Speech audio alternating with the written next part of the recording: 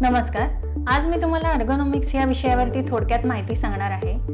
तर दैनंदिन जीवनात आपण जे काही गॅजेट्स वापरतो, जसं की मोबाईल, लॅपटॉप, डेस्कटॉप, तर ते ज्या पोझिशनमध्ये असतात त्यानुसार आपण आपल्या बॉडीला ॲडजस्ट करतो, की ज्यामुळे आपले स्नायू आणि जॉईंट्स आहेत त्यांच्यावरती ताण येऊन स्पाइन पेन होऊ शकतं. तर हे अवॉइड करण्यासाठी आपल्या बॉडीची जी कम्फर्टेबल पोझिशन आहे, की ज्यामध्ये पेन होत नाही आणि सगळे मसल्स रिलॅक्स पोझिशनमध्ये आहेत, त्यानुसार आपण गॅजेट्सची ॲडजस्टमेंट करावी.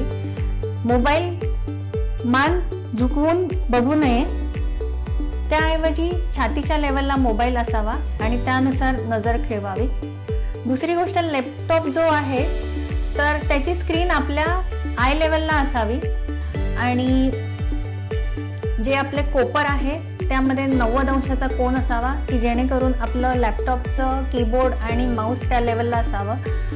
त्यामुळे खांदा आणि कोपर याच्यामध्ये सुद्धा जास्त ताण येत नाही आणि आपले नी जॉईंट्स असतात त्याला सुद्धा सपोर्ट असावा, की जेणेकरून नी जॉईंटमध्ये सुद्धा 90 अंशाचा कोन असावा. त्यामुळे कंबर आणि हिप आणि नी जॉईंट यांच्यामध्ये सुद्धा जास्त ताण येत नाही आणि पेन जे आहे स्पाईनमधलं आणि इतर जॉईंट्समधलं ते बऱ्यापैकी कमी करण्यामध्ये हे तुम्हाला मदत करू शकतं. धन्यवाद.